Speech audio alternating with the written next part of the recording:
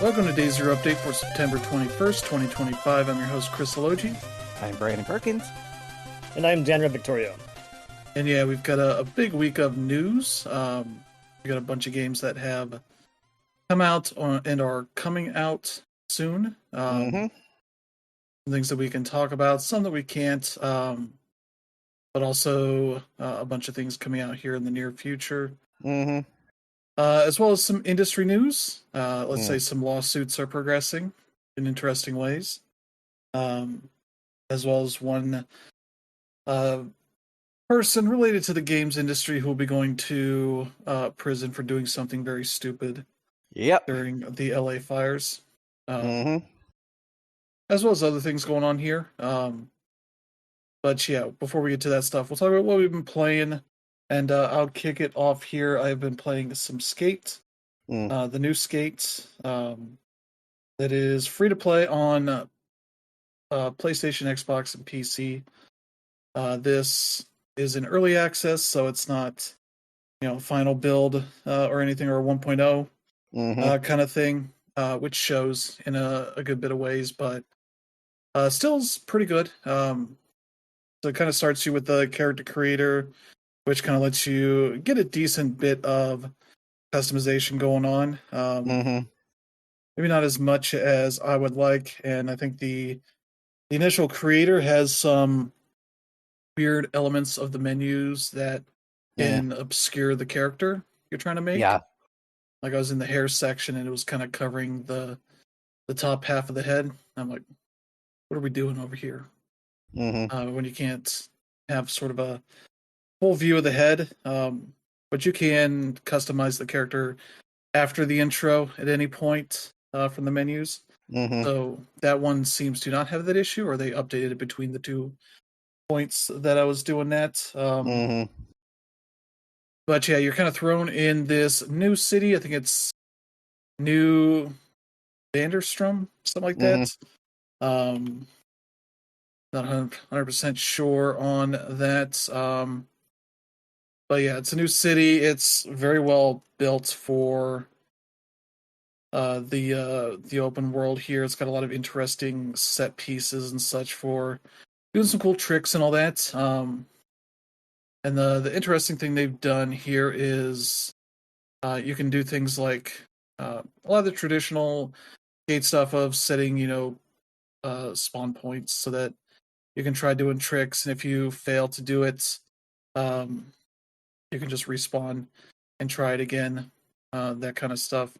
But you do have actual climbing abilities now. And so they put challenges on top of buildings, and the climbing is very, Uncharted-esque in a way that I'm kind of annoyed by at a certain point, because it's, one, I forget about it after not doing it for a while, and then when I do it, it's very tedious when you're climbing some of these larger buildings. But yeah, it's still pretty neat. That kind of lets you do that, but it doesn't always tell you the challenges are on top of a building. I was like looking for a path up, and I was like, oh yeah, I gotta climb. This is the climb wall that you run into. But you can also mantle over stuff around the environment, climb up onto ledges and all that kind of stuff to get where you need to go. It still has some bug issues. The first night I was playing, it was doing fine. I was getting through the initial missions, and it's like, well, now you gotta play these other missions. And I looked on the map, and there was nothing on it, so I just skated around for a while. Then I found something on the map, and I was skating over towards it, kind of running into a bunch of obstacles, walls and such, that I couldn't get through. So I started trying to figure out my way around it, and the game crashed. I was like, well, this is a good end to this session here. But yeah, you're kind of doing these challenges. A lot of them are fairly basic, like have you in like this skate park area. It's like, oh, do these kind of tricks in this, line. Like these like almost skateboard wheels kind of things that are put on this line to kind of get you doing tricks, and like, oh, you got to do 3 grinds and 2 flip tricks in this area, and this kind of stuff, and get a total score of at least a certain amount of points, kind of stuff, which has not been too tough so far. There's like owning missions where you kind of go and do big tricks off of certain parts of the environment to own it, which seems weird to do in like a solo mission kind of thing. That seems like very much a multiplayer kind of thing, which they do have co-op opportunities for some of this, but you have to have a party set up for that. You can't just matchmake into that kind of stuff. So I've been just doing a lot of solo stuff, but eventually I opened up the stunt part, where if you played, I think, like Skate 2 and Skate 3, those had this like Thrasher Hall of Meats stuff where you would do these tricks, or not tricks even. You get up on top of buildings and try to land in dumpsters and do various kind of stunt tricks and such, depending on the mission. And often it would have things where you're breaking bones and such to get points and all that. Then they kind of have that here. It's not branded for Thrasher. It's just called stunt missions. And most of them have been easy. I ran into one that was branded as like a hard challenge, where it needed you to jump off this building, fly for a bit, get back on the board, and land on this like half pipe that will launch you up onto this this bridge. You're supposed to do a flip trick onto the bridge, and then do a manual on the bridge, cross it, and then fly off the other side and land in a specific place. And it branded that as like very hard, and it definitely was. I think I was able to get everything marked off, but the manual thing, I just could not get the landing right on that. But I could sort of fly off from one side of the bridge to the other, kind of land in the general area. You get kind of unlimited attempts at this stuff, but if you get tired of trying to do something that's a bit too tough for you, you can just pause it and hit, end the mission, and you'll get the the points that you've completed. You'll get credit for that, which ends up in these. I think RIP is what they call it. Is sort of an XP system for each of these areas. I forget what RIP stands for. But you get RIP chips for that. And then there's an XP system, a separate XP system. I forget exactly. One for the area, one for, I think, just doing stuff like an account-wide XP system. Because you're trying to do missions and rank up the different districts, which I think is 3 districts so far. I think there's a 4th that mentions that it is under construction in the map screen. So I think that one's something that they're gonna finish up, but you could still get over there and do stuff. You just won't have challenges or anything. So far it's been pretty good on that stuff. And yeah, at any point you can get off the board if you need to run up steps or climb up to places and whatnot. But yeah, it has a lot of physics stuff going on, so much so that it's almost kind of just fun to fuck up and just go tumbling off of over railings and off of bridges and all that kind of fun stuff. You do get like points off of that stuff that you can tie into lines and all that, and it has a whole clip system for you, so that you can make make your fun videos of you doing ridiculous tricks or messing up in fun ways. But yeah, that's kind of where that is all going. And yeah, it kind of doesn't really have a ton of character to it yet. Maybe that's something I'll add in later, because initially you're getting all your guidance narrated by this character named V. It's an AI character. But then you run into or have other people kind of set up things that you're doing. Actual people that will guide you through different things. So I'm working with some of those people, but then you start running into some of the progression stuff where it's like, oh, I'm mainly in this one district, but there's the two others require me to complete it, X amount of challenges. It's like 70 for one and 140 for the other, something like that. And I'm like halfway to 70 right now, so still working on it. But they do seem to have a lot of like time challenges that rotate out every 24 hours, so you can kind of do a bunch of stuff there, and like they keep adding new things in as you progress through the game. But yeah, every I think level up of the RIP stuff, you unlock new loot boxes. These are all paid with in-game currency that you earn completing challenges and all that kind of stuff. And they're very much set up in the way that you can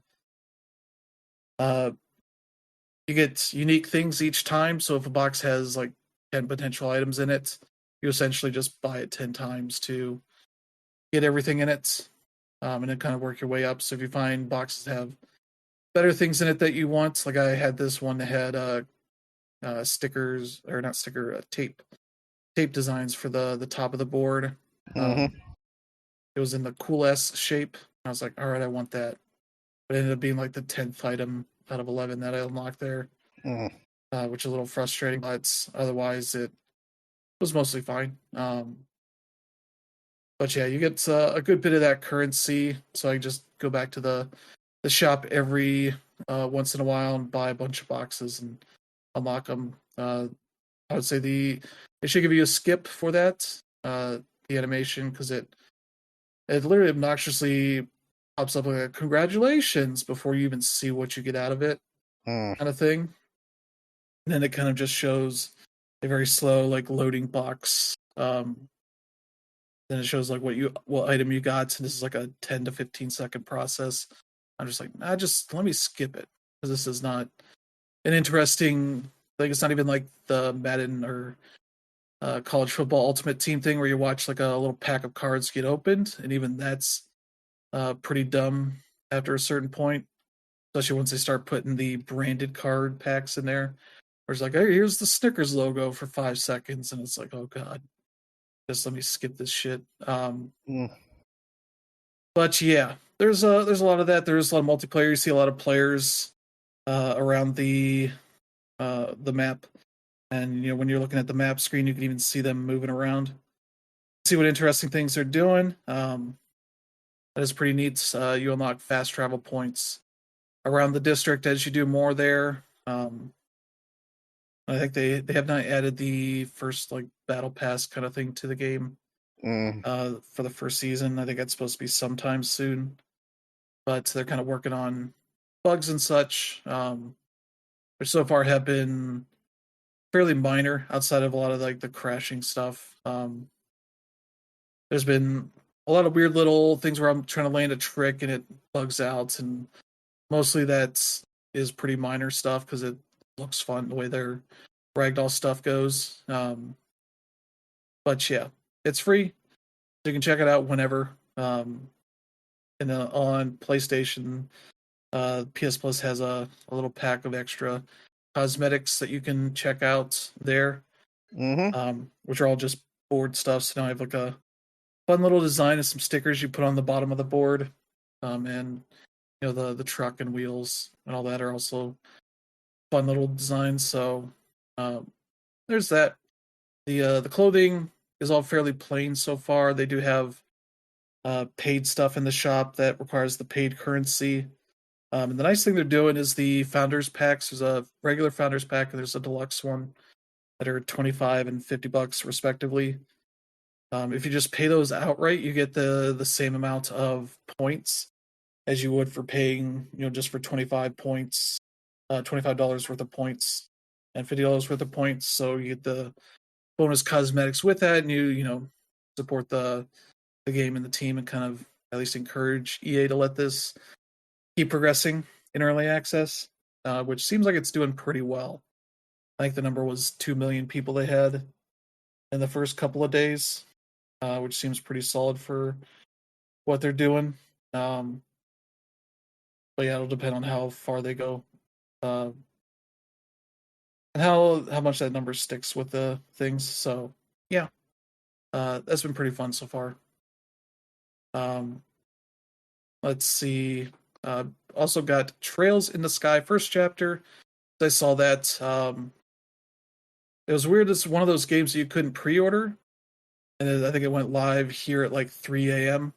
I was like, "Fuck that! I'll get it when I wake up in the morning." So I woke up and bought it and downloaded it. I've only played about an hour because I'm working on something else for review that kind of took precedence, but basically got to the point. I think I'm on that first racer test mission where you're in the sewers. I'm near the end of that. But yeah, it's been pretty good so far. I'd say this game introduced an annoyance that I didn't really have until now, which is that it has the auto advance feature for dialogue, but it doesn't differentiate between spoken and non-spoken dialogue, even if it's like hip dialogue of like explaining, gameplay stuff or whatever's going on. If you're not, I was playing it, paying attention, but had to do something on the computer real quick, and it was just sitting there scrolling through, skipping through this dialogue that was explaining something. Luckily, nothing all that important. But I was like, man, there should be an option to have it auto advance on a spoken dialogue, and then not on anything else, versus me having to turn it off and on again, depending on when I run into spoken dialogue. Yeah, that's part of the problem with the whole thing not being voiced. Yeah. Which I get because there's a lot of like dialogue for characters that don't really matter, that kind of stuff. But even in sequences where you're talking to people, they'll stop talking, stop being voiced for Yeah, bits. you can press the up button though to get a history of what was said. Yeah, but I looked at that and I was like, okay, I didn't miss anything, but this is still.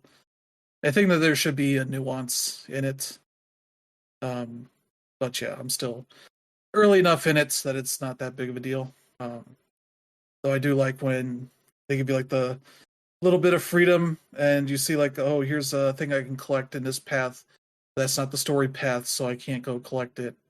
It's like, oh, that's not where we're going. Like, yeah, I know, but I'm gonna go get this thing. You literally put a shiny in my view. I can't fucking go get it.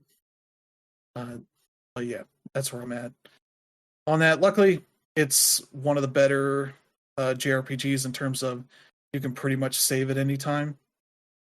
So that's at least nice. I can like save in the middle of the dungeon and not have to worry about, the fact that I would have to do that, restart it or anything like that. Because there is a save point in most of the dungeons, but they're like, you can save, anytime you're not in a fight. So that was a nice thing, so I can come back and not lose too much progress. So yeah, that's Trails in the Sky first chapter, my first impression. So there's that. And yeah, the last one I've been playing is the new addition to PS Plus, Legacy of Kain Defiance. The last game in the series that we've gotten. The last one that Amy Hennig worked on before she moved over to Naughty Dog. And it definitely feels like a game that's kind of a an ending to the story, because they've had 4 games before that, 2 featuring Raziel, 2 featuring Kain, and I guess the beginning of this deals with the end of, I think, Soul Reaver 2. Mm-hmm. So where they kind of both run into each other and are kind of either working with each other or doing whatever, and they get separated again at the beginning of this game.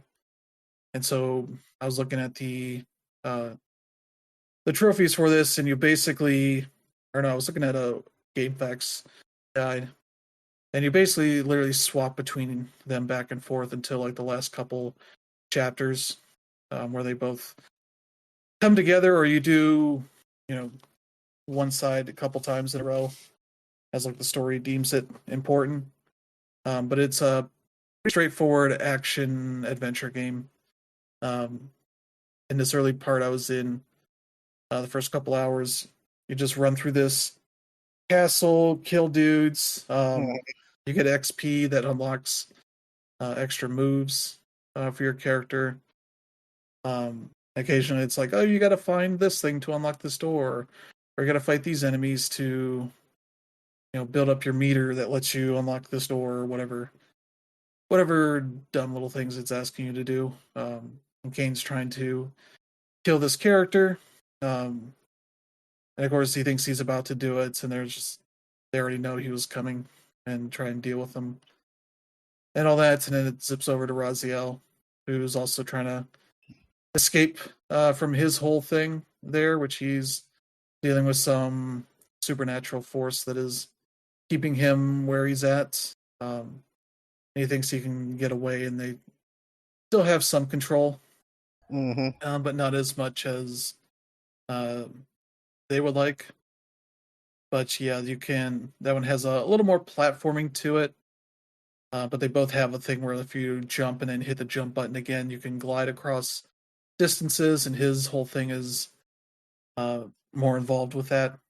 But they both have mechanics for sucking up blood or souls, which Raziel's involves him pulling down his little, I don't know what you would call it. It's not a cloak. It's not a scarf either, but it's like a shawl he has on him around his face, because he used to be a normal looking person and then got turned into this, I forget what they call him. He's sort of a demonic form of himself and has like no bottom jaw. But he can suck up souls, and they have you do that in some clunky ways. I'm like jumping across these gaps holding R1, gonna suck up these guys nearby, and all that kind of stuff. But yeah, it's pretty solid for what it is. It's probably mostly the story stuff that would be the most important thing here, and having not played through the other 4 games, it doesn't really matter to me. It's just like, okay, these guys have a beef. Kane and Raziel, and Kane with the 2 guys that are kind of keeping them where they are for the chunk of this. They have collectibles, and pretty restrained collectibles. There's 12 of these in the entire game. And it's like totems or like little books things you're getting that unlock concept art. That is neat. There are cheats for, I think, unlocking all of that. But for whatever reason, I couldn't get it to work. But the one that could let me watch all the cutscenes did work. There's also cheats for turning off the textures. You can just do that if you want. There's one that turns it into a cartoony thing, which isn't as good as it sounds. It kind of turns the character you're playing as into like a little chibi comic character version of what they look like. And yeah, it's one of those things where you pause, you hit the chain of buttons that it wants you to hit, and then you hit start again. And if it worked, then you'll find out immediately, unless it's the thing about unlocking stuff, that you have to save it and then quit out to the main menu and then go to the section where it has those extras and you load up that save. And I kept running into the issue because I think initially once you have a save, it opens up the openings or trailers for the 2 Soul Reaver games. And it has like the totems. You can see like the stuff you've unlocked there. I had like 2 or 3 total. So I could look at that stuff, which is, fairly basic concept art for like what's, and from the other games too. So not just for this game. It's from throughout the series. But yeah, not being able to unlock all the extra bonus stuff with the code was pretty annoying. But it seems like if I were to beat the game, you unlock all of it. Even if you don't get all the totems, it just unlocks them all for you once you beat the game. Save it. And so I was like, all right, that's pretty generous for a game of this era, which I think was like 03, 04, something like that. Not many games would be like, beat the game, we'll just unlock everything for you. It's just like, nah, you got to go do it all over again. and remember to collect everything. But no. The guide I saw was like, you don't have to worry about the totems, that kind of stuff. But yeah, that's Legacy of Kain Defiance. It's on PS5, PS4, and it was originally a PS2 Xbox game. Worth checking out if you have PS Plus X Premium, but you can also buy it outright for $15, I think. So if you are a fan of that series, you got a pretty solid way of playing it here. But yeah, that's been pretty much what I've been doing. So how about you, Brandon? Well, as for me, I have been playing Towa and the Guardians of the Sacred Tree. I'll wait to get that till when Dan Reb gets to it, and we'll both share our feelings for it. But other than that, I've been playing Crow Country, which is one of the games that's been offered on PS Plus, and I've been using my subscription to play it. This is a game that came out last year, and I've been wanting to play it for a while. It's just I never got around to it because, just stuff got in the way. But I finally got a chance to play it, and it's actually like really, really good. Graphically, like if you look at it graphically, it's like, yeah, this is definitely like a throwback to like PS1 survival horror games like old Resident Evil or stuff like that. And it definitely looks like one. It doesn't really play like one, though, because, well, for one thing, there ain't no tank controls you have to deal with, and the combat isn't, and dodging isn't nearly as harrowing. In fact, compared to a lot of those old survival horror games, this game is actually distinct a lot easier. It's not to say it's not challenging, but the game usually gives like you several opportunities to get additional ammunition or additional health items or whatever you need to use, stuff like that. In fact, but basically what the game is you're playing this young woman named Mara, who is, or at least claims to be, a part of law enforcement, and this whole game basically takes place in in a amusement park in the middle of Atlanta, Georgia, in like 1990. That's literally called Crow Country, because it was founded and owned by this guy named Edward Crow. And Mara is going there because she needs to track Edward Crow down, because the game kind of slowly reveals this, and I'm not going to reveal it because it's kind of a spoiler. But essentially, she's trying to track Edward Crow down because she needs some answers about some stuff. And when you get there, the park itself has basically been closed for a couple of years, because there was an incident that happened with a young teenager who was injured at the park and developed some sort of like illness or whatever, and the bad publicity basically meant that they had to shut down. So when you get there, obviously the park is completely shuttered. It's obviously kind of falling to pieces. It looks like it hasn't been cleaned in a while. But a lot of the major stuff is still like intact, and a lot of the major attractions are still intact. And the park itself is sort of like divided up into these three sort of areas. There's obviously like the main hub area that then leads to the other three big areas. And those areas are divided up into one, which is like a sort of like a classic fairy tale world. There's one that's like based around like haunted houses and stuff like that. So like there's a haunted mansion, there's a crypt, there's a dungeon that sort of acts like a chamber of horrors type thing, that kind of thing. And then there's another place that's sort of under the sea themed, so there's a lot of fish everywhere, and there's like a submarine you can go into and stuff like that. But when she gets there, she suddenly realizes that a lot of weird things are happening because it's a survival horror game, and that's kind of how this stuff goes. She starts, coming to contact these vaguely humanoid monster creatures that in the game they're called guests, and they look like what would happen if human beings were made out of sausage. It's very unsettling. And as you're going through the game, you start to reveal some things about this, about what this park is. One of the things you find out fairly early on is that this park was sort of a cover for this illicit gold mining operation that was happening underneath it. And it seems at some point that while they were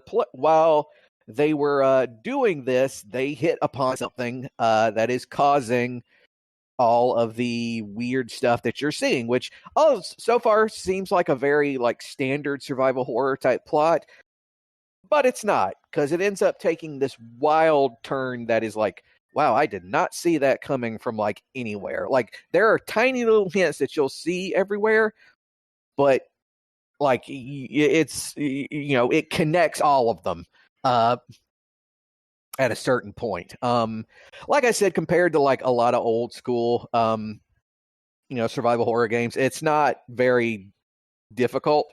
It does have its challenging aspects, especially when it comes to like the environmental puzzles, and there's a bunch of them.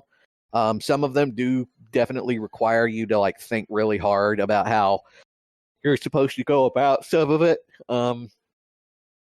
And also the fact that unlike in a lot of the old Resident Evil games, the game mostly takes place in fairly like tight, compact areas. Because for even though it was a theme park, it was a rural theme park and therefore not a very big one. So, you know, a lot of these areas are very compact and close together, which can, you know, make it difficult because, like, as the game goes further on, you know, more of those monstrous guests start showing up more and more often. So there's a lot of dodging and weaving involved. Probably the one issue I have with the game is the combat, because unlike in, you know, the old Resident Evil games, you know, those games generally operated under the knowledge that, you know, you couldn't really get an exact aim on a lot of those enemies, so they would kind of compensate for that by just sort of doing like a point in this general direction and you'll hit them. Not in this case. Your weapons all are come with like laser sights, and you're sort of like having to like make these a more direct aiming, and that in itself is not a problem. The problem is that because of the way the angle the game plays at, because, you know, it's a third person game, from like a diagonal sort of downward angle, it can be difficult to really kind of get a bead on some of these enemies, especially the ones where you can like actually like decapitate them with like a shot, because some of them really do like to like wiggle and twist around to make it difficult to actually shoot them. But other than that, like, yeah, this is a really solid game. Really loving it. But yeah, so Dan Red, before we get to talking about Towa, go ahead and tell us what you've been playing. Yeah, I've been playing a handful of different things. A couple reviews went out last week. Before I start, congrats to Chris. His Browns have brought my Packers down to earth. So yeah, you know, not going that, but it is what it is. I'm not going to be around next week because I'll be at the game. But anyway, to get that out of the way. So yeah, most of my time was spent on Trails in the Sky. I did talk about it last week because there was no embargo for that one. And I finished it. Took me about 45 hours. And that is actually really, really short as far as Trails games go. So if you were worried about the length, it shouldn't take you that long at all. I think my original playthrough of the game was over 50. So they did quite a good job as far as the quality of life improvements, though. You know, Chris already mentioned and added more analysis in regards to like my problems of the game not having enough dialogue. So those are already like, you know, few and far between. So there's that. But yeah, like the main thing in my review was I also talked about a lot of the differences that, you know, veterans of the series might notice. So I thought I'd just go ahead and talk about each of them pretty quickly. I talked about this last week. You can't steal turn effects and bows anymore. You know, the cool thing about the S-Craft is that you can use them to interrupt the turns of your opponents. But if you were trying to steal their effect, that isn't a thing. There's also no more fishing. So if you were looking forward to the fishing minigame, like that's no longer a thing. The Ruan chapter, which is chapter 2 in the game, was amazing. This is the one where you see the theatrical play that Estelle and Joshua helped Chloe with, and they have it in its entirety. It's a 30-minute long cutscene, but it is like extremely well done, and it really just shows off like how good the voice actors were. Voice acting is good. Stephanie Shea does a great job. Troy Baker does not come back as Olivier, but it's Matthew Mercer, who has pretty much been Olivier's character in every game after that, so he does a fine job as well. Although the voice acting is good, I do have like a problem with pronunciation. Like I have no idea whether it's supposed to be liberal or liberal, and I've always been pronouncing it as liberal. But in this game, it's liberal throughout. And if you've played the NIS America Trails games, they've also referred to it as liberal. So, there's a little bit of inconsistencies there. Another problem is Calvard. In the Calvard games, they said Calvard. And in this game, they call it Calvard. So I'm like, all right, we got to fix this up because, there's a lot of disconnection with what's going on here. That being said, the localization is also a little bit different. It is not Xseed's, it is someone else's. That being said, it's not terrible, but if you're someone who's like used to talking to, let's say, Sydney here in the corner, maybe her name changed. Not only did her name change, but she's also not going to say as many things as she did before. One thing that the original games were notorious for was the fact that you can talk to these characters 3 times in separate times, and they would always say something different. Now it's the typical RPG thing where they say the same thing whenever you talk to them. So that's one thing I had to get used to. And on top of that, the chests don't have the chest messages anymore, so that one's a little unfortunate. That being said, I really enjoy the new UI and the fast travel. The original game did not have fast travel at all, and that's probably the main reason why I was able to beat the game as quickly as I did. So, just being able to, when you get to a new place, it's advantageous to just, explore as much of the area as you can. Of course, it'll do the RPG thing of, oh yeah, we can't go here yet because plot or something like that. But, when you are able to explore, I totally recommend doing it, especially since you can do things like find various treasure chests. You can go ahead and work on the monster notebook, that sort of thing. Another thing that is sort of going to be divisive is the fact that hidden side quests are gone. Another thing that the game was notorious for was there were these hidden side quests where there really was no way to tell how to find them, and there was no indication on the map. Like you would have to talk to random people and hope it would unlock a quest. Here, pretty much every quest is visible on the world map, and you can just go to wherever you have to go. Sometimes they aren't even a quest. Sometimes it's just somebody giving you a book, which you need to, not only fill out the book tracker, but also there are some hidden items you can get with these items. And like I like these because I wasn't a fan of just like going to random people and talking to them for no reason. It's definitely a better way to respect your time, and I definitely appreciated that aspect of it. That being said, like this is still the definitive way to play the game. It looks beautiful. The battle should definitely be a whole lot more interesting to people who don't want to do just turn-based stuff. And the ending, if you've never played the game, the ending is still as damaging as it's ever been. Those of you who've gone through the series already know what's coming next, and we'll just hope that the next game doesn't have as excruciating of a wait.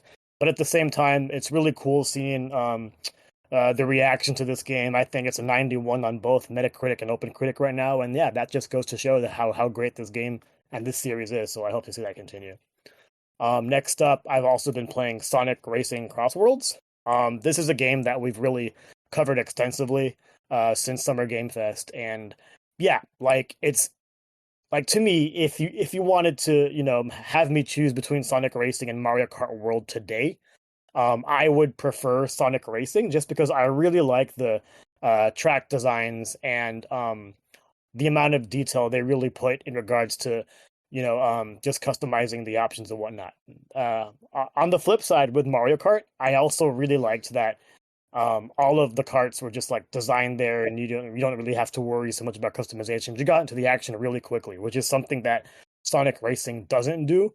But at the same time, like I really appreciate the fact that everything from the characters to the vehicles definitely changes up the stats a little bit. And those are things you have to really consider, because the biggest problem with the game is the rubber banding from the AI. The game is actually really, really hard when you try it out in faster speeds. And part of the reason is because they have this rival system where when you're going through a Grand Prix, for example, you have one random character who is just going to be absolutely obnoxious to you. They will go ahead and talk random crap. And they'll also be the most difficult AI to deal with when you're actually playing, whether you're playing single player or multiplayer co-op. So there's that. But yeah, the main reason why it didn't hit the way I wanted it to is because of the fact that the reason why I was interested in this game in the first place was because of all the crossover content. You know, I was interested in playing as Joker. I was interested in playing as Ichiban. Hatsune Miku was cool. When I finished my behind closed doors preview a couple months ago, I got to play as Ichiban. So when I plugged in the game, I was disappointed to see that I'm not allowed to use Ichiban until October, because all of the crossover characters are tied to events, and the ones that are not tied to events are actually premium DLC. So the game currently has Hatsune Miku, who's going to be available at launch at September. So I've already used her. She's cool. Ichiban doesn't come until October, and then Joker from Persona doesn't come until November. Or maybe it's reversed, but either way, like, you don't have immediate access to those two characters, which is unfortunate, because why would you show them to me in June and you can't use them now? It doesn't make any sense to me. There are 3 Minecraft characters in there as well, but those are actually premium DLC, so you have to buy that. And I think they're going to do the same thing to Pac-Man when they do that next year. So I am looking forward to, you know, getting involved in these events, seeing if they have like interesting and new gameplay loops. If they don't do that, then yeah, I'll be a little bit disappointed. But, you know, just so far, it's an awesome alternative to Mario Kart. It's definitely cheaper. You're paying 60 instead of 80 unless you bought the Switch 2 bundle. And yeah, it is definitely easily a game that I can see myself enjoying throughout the holiday season. I've also been playing a lot of Madden. You know, it's football season, so there's that. I'm also in the Freelancer Journalist League. We started our second season because we actually simulated through our first. And it's been a pretty cool experience playing against other people. I am 1-1. I am using the Arizona Cardinals, and I was surprised to see that I won my game yesterday, going against one of the better teams in the league, apparently. So I'm pretty psyched about that, and I hope to continue that record. But I don't know how it'll be, since I'll be out of the state next week. So we'll see how that goes. I've also been playing Hirogami. That game is an indie that was published by Bandai Namco earlier last month. Just haven't had a chance to jump into it just because we've been so busy. But the cool thing about this one is that everything here is like based on origami. It's pretty cool. But it definitely feels like an indie, and it definitely feels low budget. A lot of the dialogue is like sort of like broken English almost. Like the translation can definitely be better. And a lot of the controls, like, they don't feel as snappy as you would expect from a 3D platformer. That being said, like, nothing has been like bad. It's just that it just doesn't feel as polished as I would expect the game to be. And then lastly, I've had time to jump back into Towa and the Guardians of the Sacred Tree. I haven't had too much time to do anything totally new. When I last played it, I was playing a 4-hour preview build, and basically the place where I got to was where I stopped. So I don't really have much to add. I will say though that, you know, from that point on, like, I knew what I was getting to. I was definitely enjoying myself. And you know, I'll talk about it with Brandon in a bit, or even now if you want. But I do really enjoy the whole facet of having your Kagura die or sacrifice as soon as you finish the mission. Like, it definitely makes you think about you know, who you want to be using, because not only are you worrying about your loadout, you also sort of grow an attachment to these characters as you game. And, you know, you actually do learn about them when you go into the hub world of where Towa is. I do know that there's a plot point that sort of changes it as you move further, but, you know, from what I've played so far, I've been enjoying what I'm playing. Yeah. I liked it okay, but the problem is that it just cannot get out of Hades' shadow at all. Mm-hmm. Like, it cribs so much from Hades that even when I was playing it, you know, and genuinely enjoying it, because the parts that it cribs from Hades are still really solid, I just kept thinking about Hades. Like, it's like, you know, I was playing this, I'm like, you know, I could be playing Hades right now. But because literally the whole like game, like I say literally the whole game. Obviously there are parts that are original, but like the game structure is basically Hades, all of it. The whole, there's a hub world where there's a bunch of people that you're talking to, and they have little story arcs and everything, and you're trying to build up rapport with them. To like the whole thing where it's like you're doing a run on a single life bar. And you need to get to the end and kill the bosses. And if you die, that's it. You have to go back and start again. The whole thing about how, it's all these sort of shuffled around rooms and dungeons you have to go through. The fact that, you get like a reward afterwards that's like based around some elemental stuff or, currency or that kind of thing. Having the choice to go between, different paths. Whose like type is signified by like the symbols over on top of them. The whole thing where you're like on a giant raft going over a river. The thing where there's like a bunch of vases and stuff everywhere that you destroy so that you can get additional items and stuff. The sort of interweaved like storefronts that can have either merchandise that you can get or food that'll have like special effects for a few rooms. Like it's literally all straight from Hades, all of it. Yeah, and like I don't doubt you at all when you say that. I mean, you're absolutely right. Like my main thing though is that pretty much every roguelike has followed that exact format, whether it's this or something else. And I would say it's definitely closer to Hades in the sense where, it's a 2D isometric game, and the art is nice. I do feel like the hub world is both not as good, yet at the same time has as much charm. Just because like the mini games, like the fishing, as well as the swordsmith stuff, that stuff is not in Hades, but at the same time, it's like the stuff that you do in Hades does kind of do the same thing. You know what I mean? So, and like the hub world, like there are definitely likable characters there, but again, I was there. I was like, I don't know, man. The characters just don't have the personality like the characters in Hades do. Like it's, don't get me wrong. There's definitely characters in there that are likable. And I will say this for the game that is definitely really cool is the time mechanic. Because like one of the major things in this game is that every time you go up against one of Magatsu's offspring and you successfully kill him, he have to send like all the mana and stuff back so that it shows up at that little shrine that Towa has to go to. And every time she does it, you can see like a significant amount of time passes in between that. And, characters die and other characters take their place. Some of these characters, you actually like watch them age as the game goes on, which is definitely like significantly really cool. Compared to like Hades, where like all the characters are literally just immortal because, they're all divine beings or semi-divine beings. And I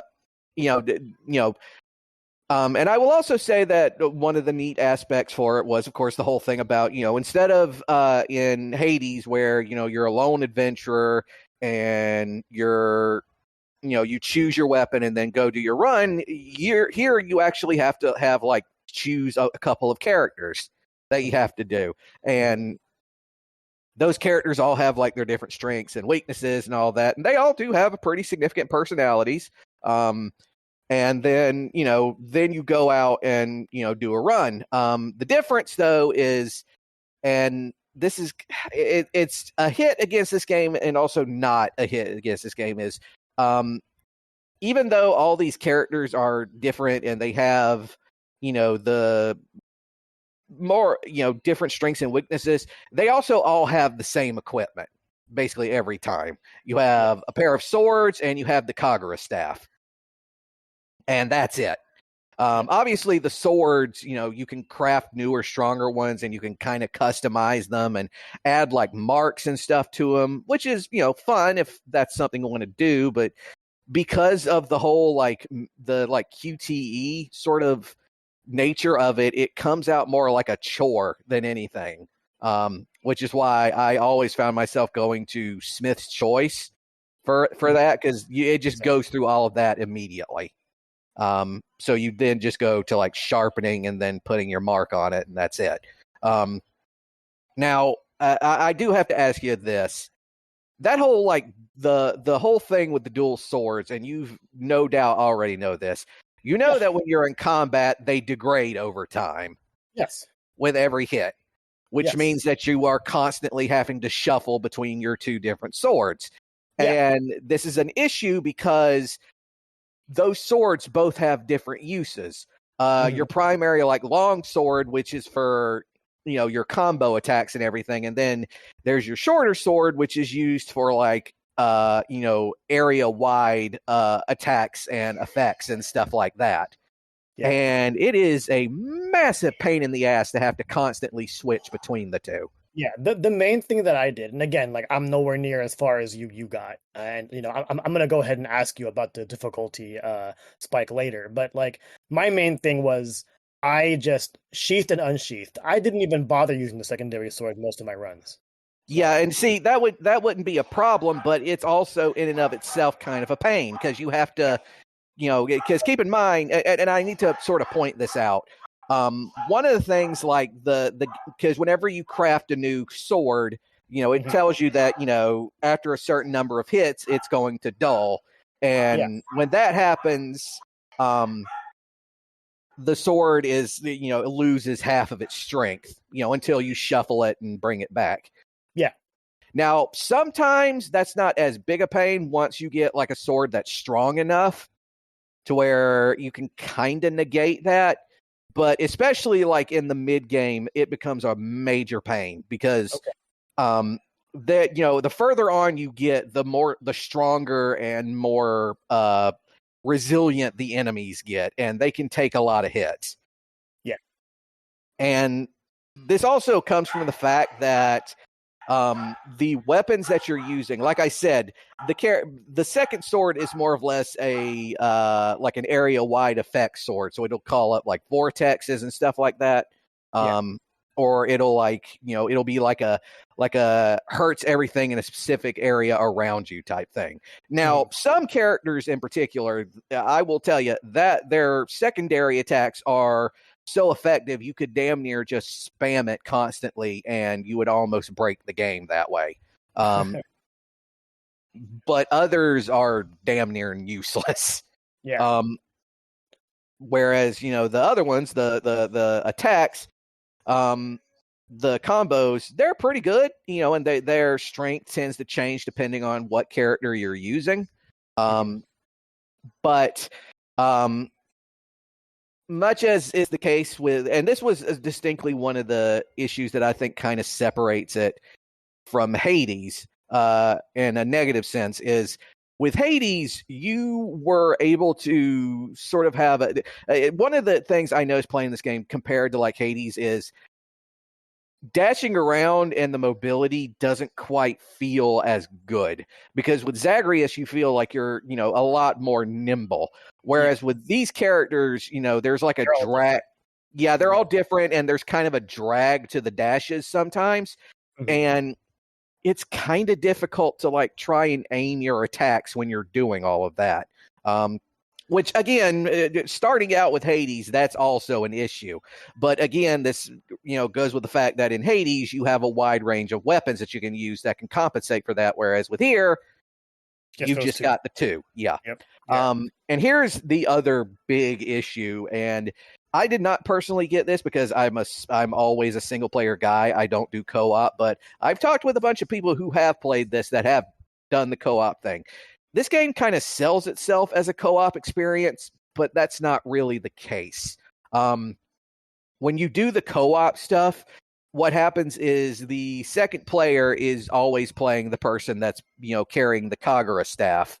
Yeah. And the problem with that is you're essentially playing as like a semi-mobile turret, basically, where you can only occasionally use your spells and attacks because, again, that's all based on mana, and you only gather mana from the person with the swords, you know, the Tsurugi, who gathers up mana from their attacks. And, you know, so your ability to do that is only as good as, you know, the person who is playing the Tsurugi is. And on top of that, you're tethered to the person that is playing the Tsurugi. So you can't really move around that much. And because of that, it makes it far easier for you to get hit, and you can't really dodge anywhere near as easily as the Tsurugi can.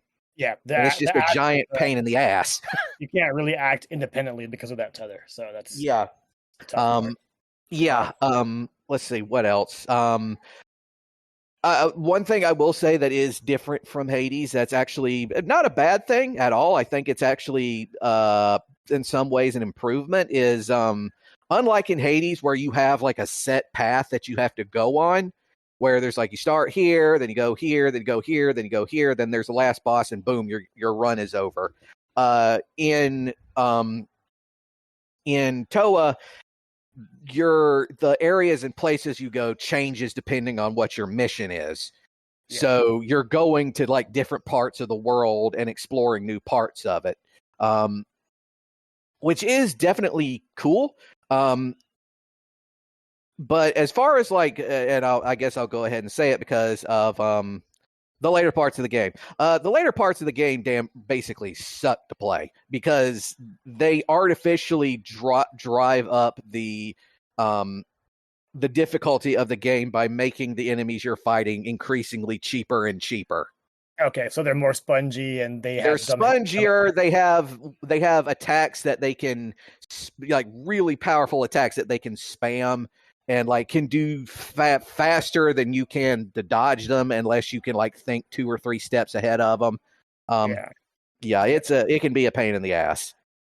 Yeah, it's definitely rough. I will say though that my current loadout consists of my DPS guy is Bampuku. He doesn't really use a sword, but he has this awesome body slam move that can be used both in close counters and from far away. Oh yeah. Which pretty cool in that regard, but he's also like he's a big dude, so he's not the fastest as far as dodging.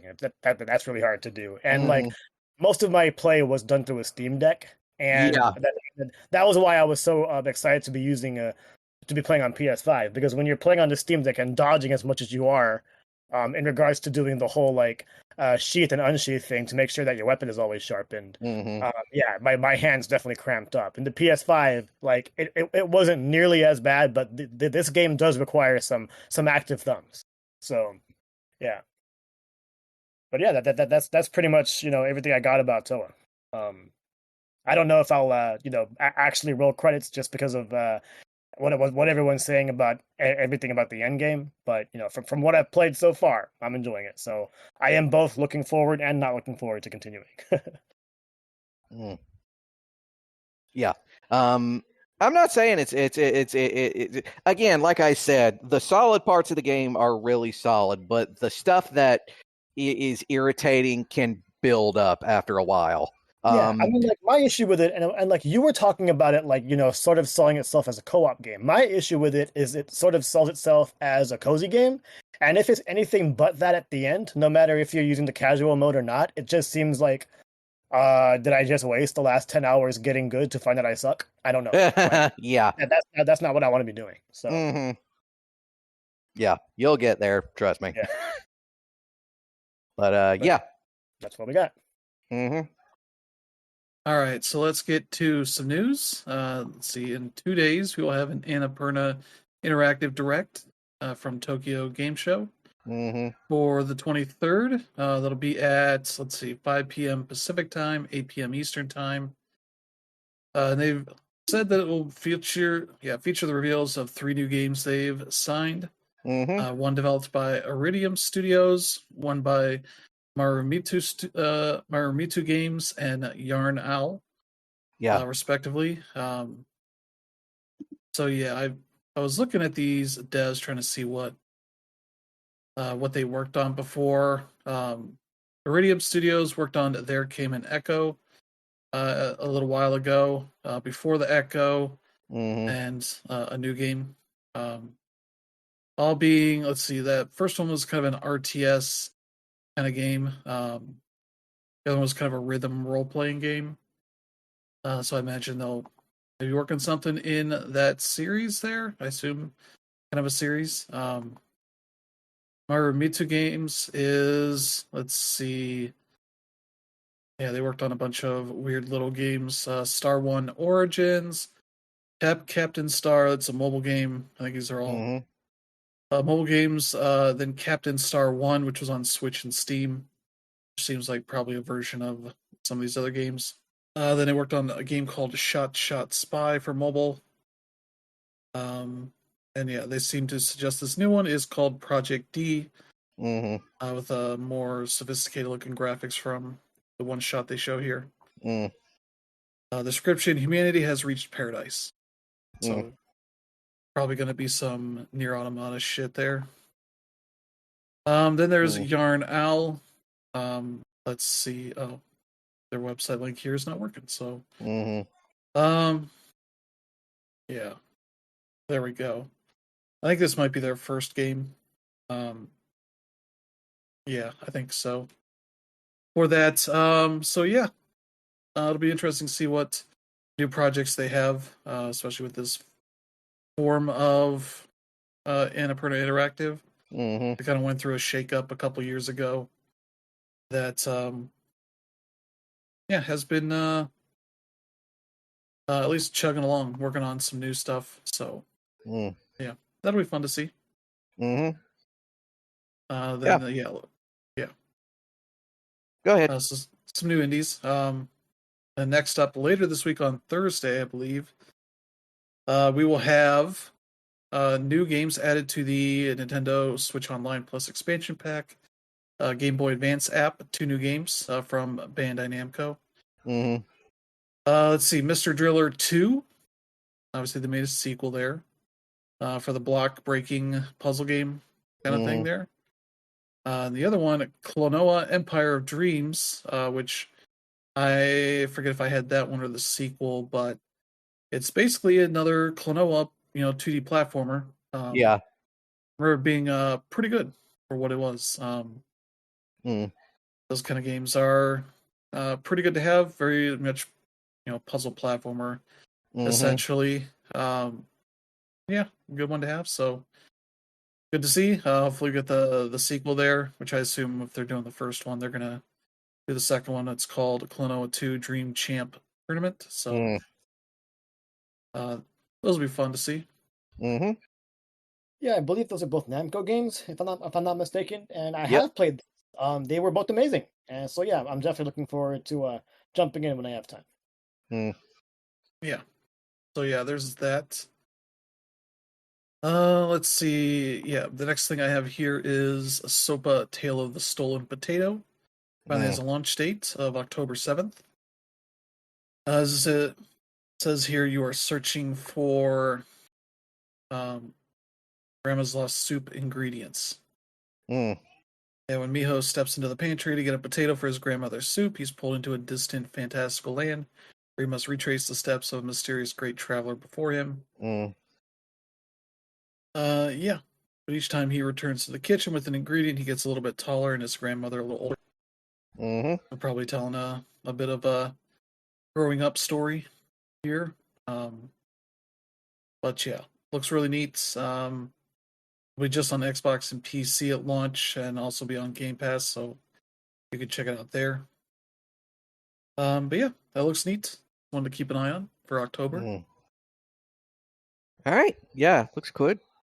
Yeah, next up here we got Dispatch, which will be out October 22nd. And for PS5 and PC, this is a neat looking game. $30 for it. And you essentially get 8 episodes that they're going to be releasing 2 at a time per week. As they say here, you get the first 2 episodes on October 22nd, 3 and 4 on the 29th, 5 and 6 on November 5th, and 7 and 8 on November 12th. To get a little bit of space between them for that. But yeah, it's the game from former Telltale people. That very much has a lot of that DNA in it, where you're essentially working as a dispatcher at a superhero workplace business, sort of picking who of your heroes are going to go to which emergencies that are popping up based on their availability and sort of what their skills are for that stuff. There was a Steam demo a while ago, but yeah, it seems like it's going to be a very neat game. So there you go. Yeah, I don't know if that Steam demo is still available. Definitely check it out if you haven't. It's like 20 minutes. It's not really long at all. And you Mm. definitely get to see like a nice piece of all the pieces of dialogue. Like when you're playing it, honestly, it seems like you're playing an episode of Invincible. You know, they Mm-hmm. definitely have that crudeness to it, and I'm definitely looking forward to it. What I'm not so sure of though is the actual dispatch part of it. You do that in the game or in the demo, and I don't know, it didn't really seem like I had a lot of like, well, first of all, you don't really have a lot of control of what's going on. You basically just dispatch people and hope for the best. And I don't know if there was a right or wrong thing of how I was doing things, but that's definitely something I'll be keeping my eye on. And yeah, I'm definitely excited for this release. I just hope they're able to stay with that schedule, just because, like, we haven't really seen any game have success with this sort of release chapter cadence since the original Walking Dead. I'll go ahead and Mm-hmm. give Life is Strange its flowers, but like now that game is a game that they just release all at once. So this is definitely a chance that they're taking. And yeah, I was able to also meet a few of the developers over at Comic-Con, and we got to talk about some stuff that I can't divulge at this time. But I'm hoping that the conversations that we had definitely made their way into the game, because I definitely think that there's some promise, as long as, like, again, we got to be able to stay at this scheduled period, because once you hit one delay and you lose, like, it's like, for example, if you're a casual gamer and you don't know when these things come out, and all of a sudden it doesn't come out consistently, that's when you lose your audience, and you want to grow. Mm-hmm. Yeah. Mm-hmm. So yeah, it looks like the demo is up, so people can check it out ahead of launch. Yeah, probably check it out myself. Yeah, this definitely looks like it's like the glory days of Telltale Games are back. Yeah. To a degree. At Yeah, least, to a degree. but yeah, there's that for something to keep an eye on. And about a week later, Recreation will launch. This has been in the works for quite a while now, at least a few years. I think they announced it. This is from Three Fields Entertainment, the former head of Criterion, three heads of Criterion, that went off and formed their own studio and started working on some Burnout-esque games. This is their new one that, they call the world Mix World, a 400 square kilometer big racing realm that you can sort of shape how you want. I assume also download other people's tracks and all that. But yeah, that looks like it could be a really cool game. But yeah, it looks like it's only going to be $40 at launch on October 28th. So yeah, that's a PS5, Xbox, and PC. So there you go. That's one to keep an eye on. So yeah, there you go. You want some arcade racing action there? Yeah. Honestly, we need more arcade racing stuff. Like, I think with the sort of decline of video arcades, that's something that damn near died and went the way of the dodos. But some of them are bound and determined to keep it alive. Yeah, that's cool to see. But yeah, next up here we have the news that Power World will finally be hitting 1.0 in 2026. Yep. They basically said that they are sort of continuing to work on a bunch of content for the 1.0 updates, while working on, what issues are still standing in the game ahead of 1.0. But they say the rest of 2025 will be quiet as it focuses on preparing the game for its full launch. So that'll be cool to see. I played that when it came out in early access and Game Pass, and it was like, yeah, this has got something here.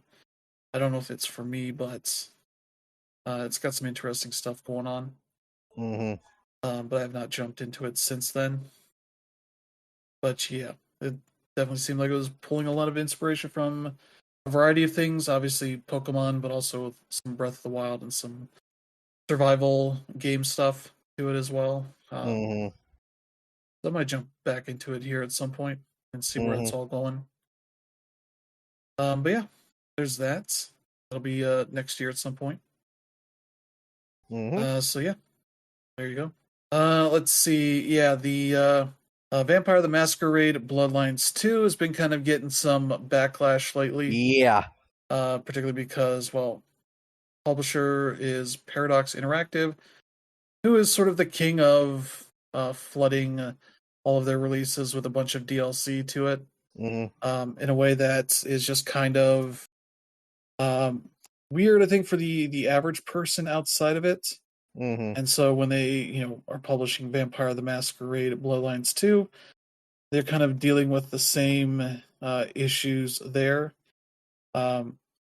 Because the big controversy was that they were having 2 of the 6 vampire clans in the game be DLC. I forget what they were going to be. $21.99 was part of the $90 premium edition, which is a lot.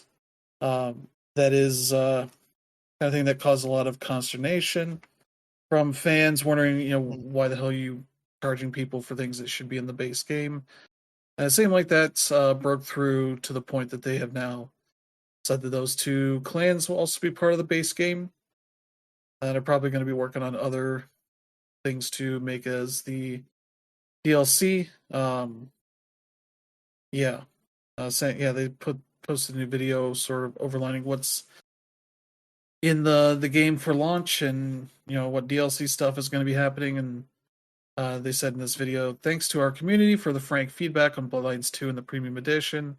That feedback made it clear the Sombra and Toreador belong in the base game, so that is what we are doing. We'd also like to thank the Chinese room for their quick turnaround on the concepts for the post-launch story packs.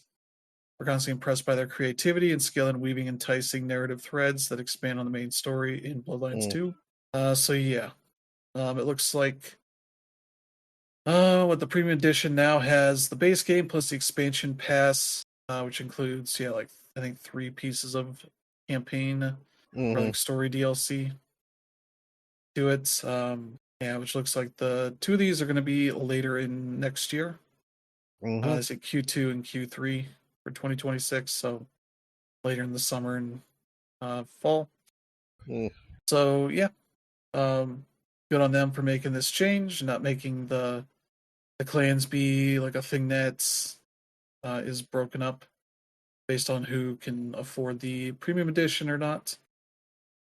Kind of trying to ride this line, very thin line of what the fans want and what they're going to have to deal with from this new game. Because I've seen gameplay stuff where it's like, it's not what the original game was, which is like, I can get people frustrated by that, but also it's kind of what I would expect. Making a sequel 20 some years later of a very, very PC ass game from the early 2000s.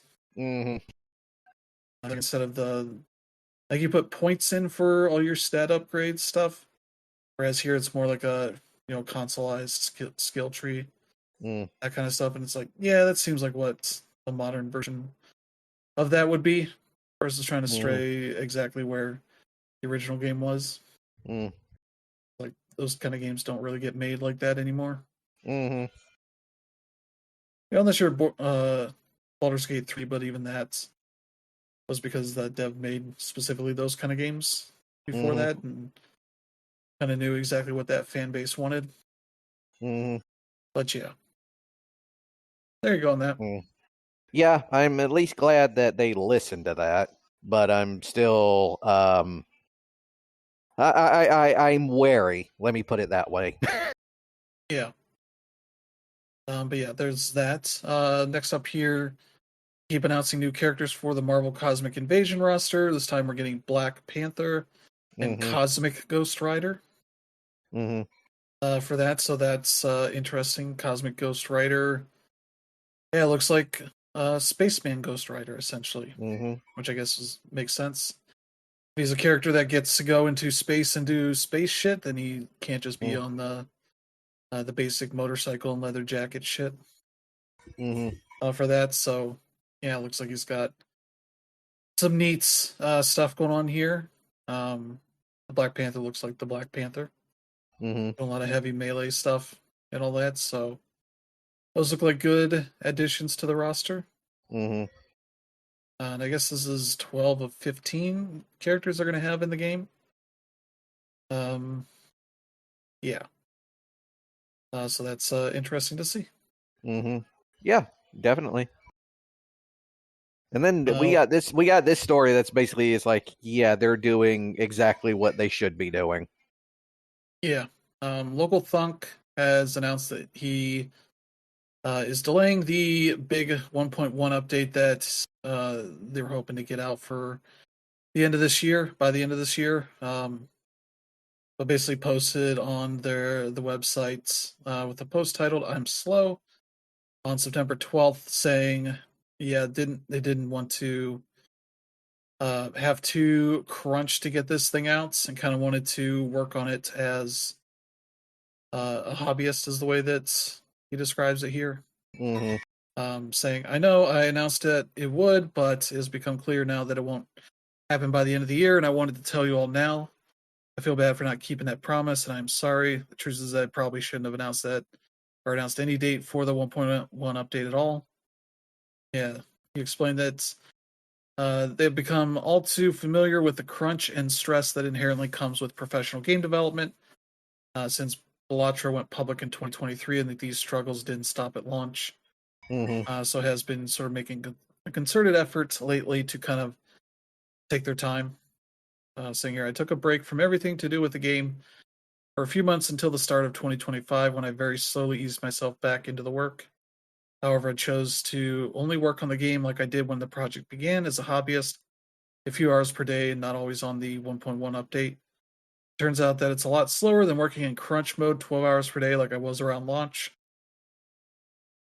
So yeah, they still consider their game development their hobby, but the prospect of rushing the work and going back into crunch mode to get it out this year just felt terrible.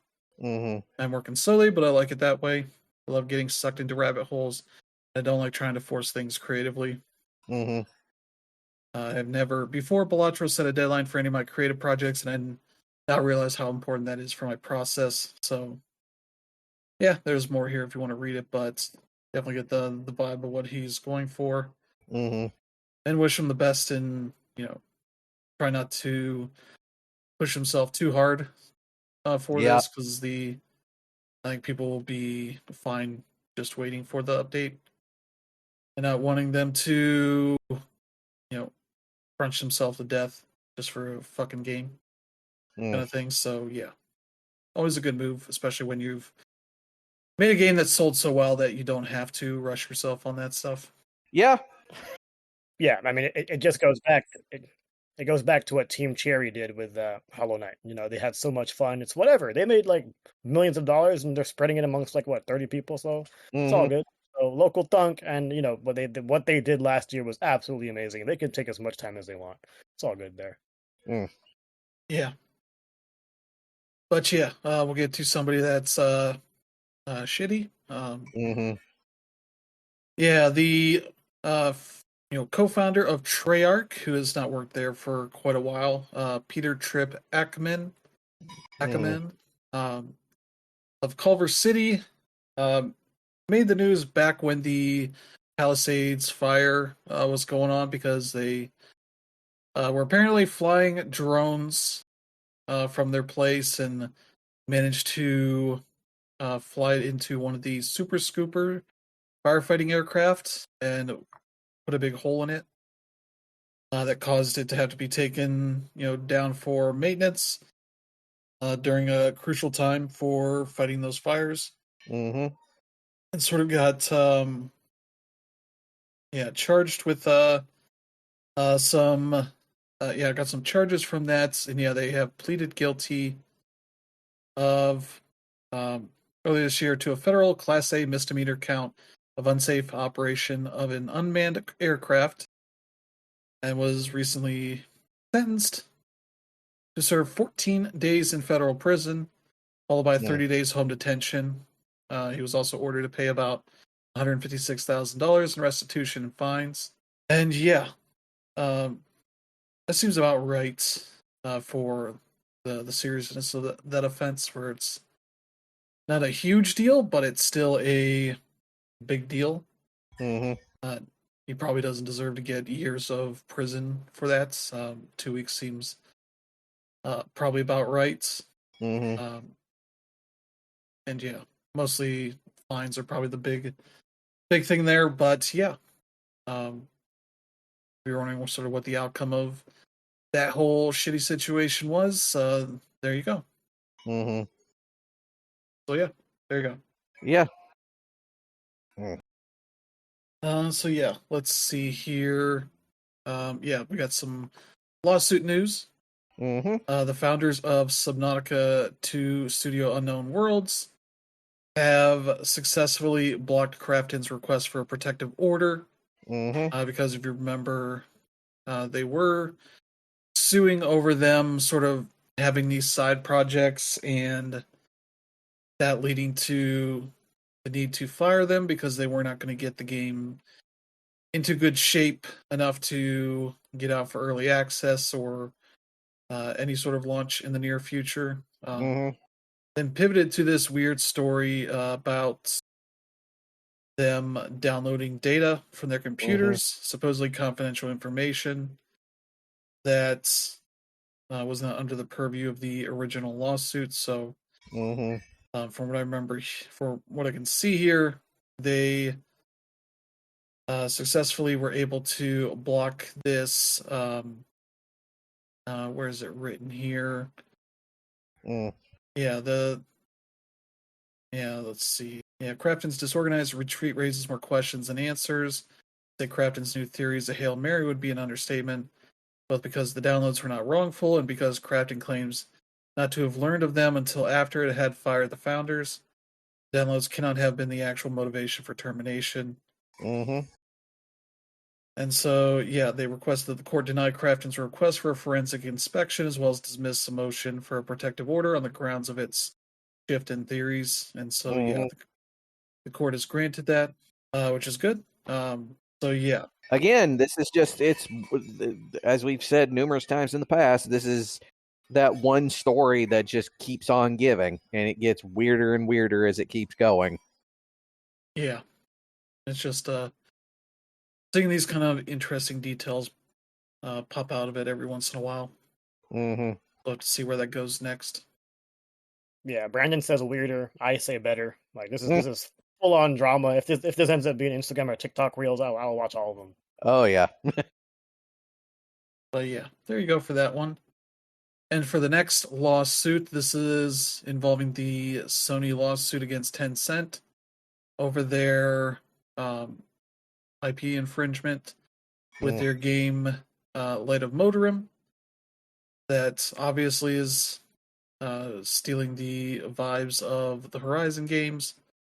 And very much Sony was saying that they twice tried to come to a deal over the license to make it an official Horizon game, and Sony rebuffed them both times, and they kind of just kept going with it. So they have filed, let's see, I think this is just their motion.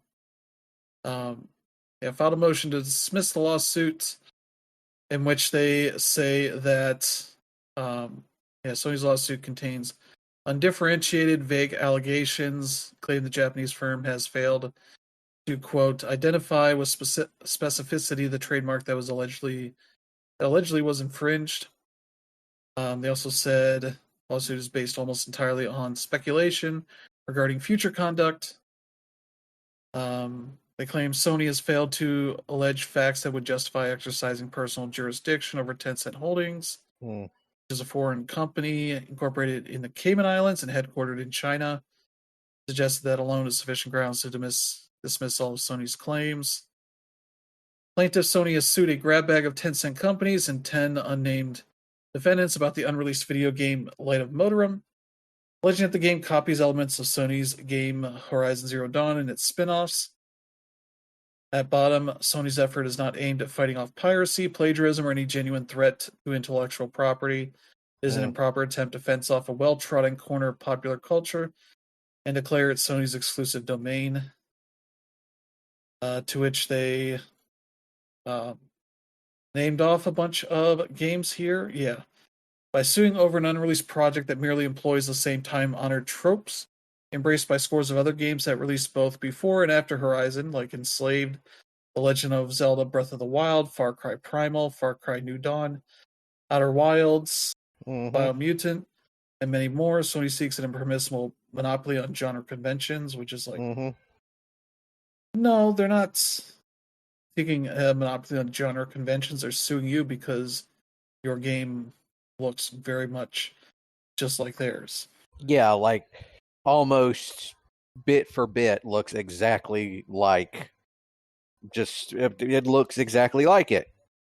Yeah, it's not that they think they have a unique idea of this trope, because it's like they're not suing, Bandai Namco over Enslaved or Nintendo over Breath of the Wild or Ubisoft or any of these other companies. They're suing you because your game is the one that goes far above and beyond in aping their style and their vibes of their game.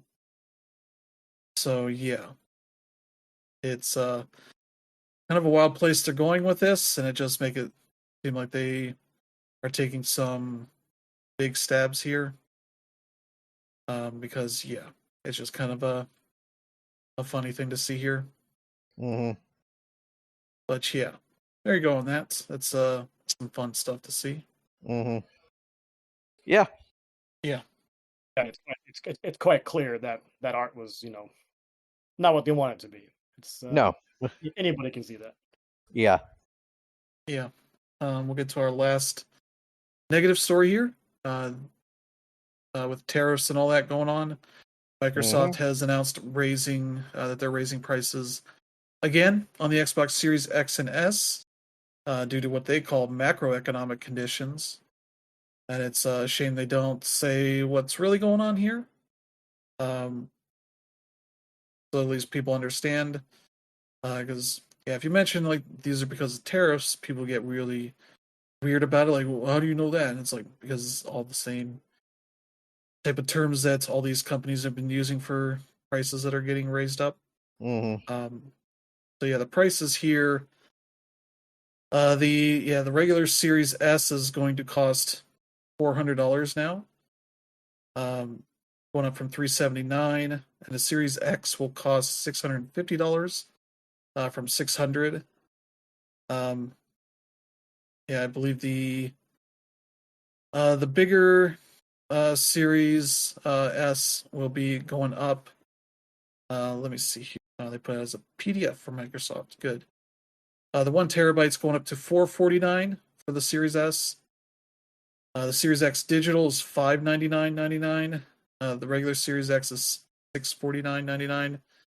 And the 2 terabyte Galaxy Black Special Edition Series X is going for $799.99 for 1 terabyte of extra storage space internally and some fancy paint. $150 increase over the original game, or the original Series X. And it's like, those are some wild ass prices. I'm gonna look up what the PS5 price increases were. This was a few weeks ago. The Pro is $749. So like with that, you get actual upgraded internals. The regular PS5 is $549, which is less than the Series X digital, and only $100 more than the most expensive Series S. Then the digital edition PS5 is $499.99, which is $100 cheaper than the Series X digital. So yeah, that's a lot of money for Microsoft, and not really hugely surprised, but yeah. Tariffs continuing to make it harder to get these things produced at reasonable costs. But Microsoft's dwindling console sales are not being done any favor by any of this. So yeah, there you go. I believe that goes into effect in October, October 2nd, I believe. So you got some time if you really want to save some money. October 3rd. So you got until October 2nd to get that But yeah, that's where that's going right now. Yeah, this is like the only reason why I think my launch Xbox Series X is a good deal. That's all I got. Yeah. I'm curious to see if GameStop's trade-in prices are going to go up at all. I want to say the PS5 ones didn't really increase that much, which feels like the kind of thing they would do for that. But yeah, if you can sell those, it would be more selling on like Facebook Marketplace or whatever. Where you'd be able to get a more fair price. But yeah, get those sooner if you want them, or don't. The Xbox is not a great platform at the moment. No, especially with the BDS protests going on. Yep. As they're still heavily involved in that. Yep. But yeah. Let's see. Last up here before we get to the last thing. The penultimate thing. Game Informer revealed their cover for the next issue is The Outer Worlds 2. And they even changed the Game Informer logo to fit the world of The Outer Worlds. It has that same font to it. That looks nice. Yeah, launched digitally on the 30th. Physical issues hitting soon after that in October. I did get my Ninja Gaiden issue a couple weeks ago. I haven't had a chance to read it yet, but they're still going on with that stuff. And yeah, that one will be not too far. So you'll be able to read more on The Outer Worlds before it launches later in October. So yeah, that'll be fun to see. So yeah, there you go. And last up here, there's an indie showcase, the 6-1 indie showcase. Yep. Pretty fun little show. And unfortunately, I didn't really find any great articles summarizing all of this, nor did I have the time to really write anything up here in the doc. But there's a bunch of stuff here to check out. All of them are on Steam. I believe there's a Steam whatever sale thing, whatever for everything. So you can check out all the demos and such that are in them, and find that stuff pretty easily. So there's that. But yeah, there's definitely some interesting stuff. They talked about the DLC for Little Gator Game in the Dark. They showed off some of that. That'll be out early next year. That's what I'm looking forward to. There's Map, a game about maps. Pretty self-explanatory there. Exploring this map on this sunny island and filling out a map with all the interesting stuff on it, and just doing that. Pretty fun. There's Angeline Era, which is the new game from Analgesic Productions, the team that made I forget what their other stuff is. But it's Anodyne. Anodyne 1 and 2, I think. Even the Ocean and Stephanie, a bunch of that kind of stuff. That is really good. This one also has kind of a PS1 kind of art style to it that looks really nice. They've been posting videos of this for a while. Of that has a demo out now. So it's kind of got like a Zelda-ish kind of vibe to it. Yeah. There's that looks really neat. What else here? Yeah. There's a game called Penguin Colony. It's a new game from the Umurangi Generation devs. Yep. It's set in Antarctica, circa 1939, which is centered around penguins, as you would expect. So, yeah, got some sinister vibes in that trailer. Perfect Tide, Station to Station. It's a neat little looking game that's out January 22nd. They wrote 2025 here instead of 2026. Gecko Gods, that's one that looks really cool. It's been shown off for a bit. Desktop Explorer, which is where you're exploring a Windows 95 style desktop. To solve like mysteries and such on there. That looks pretty neat. A bunch of stuff. here for people to check out. That looks really neat. Let's see. Yeah, the Mr. Sleepy Man was one that looked really neat. It's like a 3D platformer adventure game kind of thing. You're just this very tired man who is running around causing a bunch of chaos and all that. It has a demo out now for people to check out. Yeah, bunch of neat looking stuff. So worth checking out these games. Seeing what else they have to show off here. So yeah, it's a showcase. Fortunately, they don't link to the actual showcase, so just look up the 6-1 Indie Showcase for September. It's about an hour or so. Interesting games. So yeah, there you go. And yeah, I think that's gonna do it. So thank you to Brandon and Danner for joining this week. We'll be back next week with a new slate of news and things to talk about, especially with a bunch of games are coming out. Let me see if I got my list here. Yeah, Silent Hill F is this week. Sonic Racing Crossworlds. Atelier Res Loriana, The Red Alchemist, and The White Guardians is out. I believe Baby Steps is out this week. That's one I'm working on. Yeah, bunch of things. So that'll be fun to see.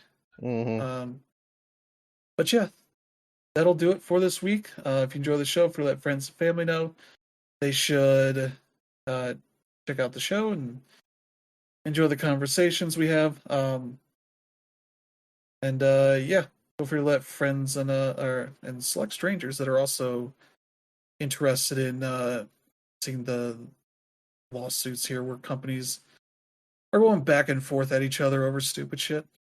But yeah, thank you all for tuning in. I hope you have a good week ahead. We will see you all next time. Have a good one. See you. Bye.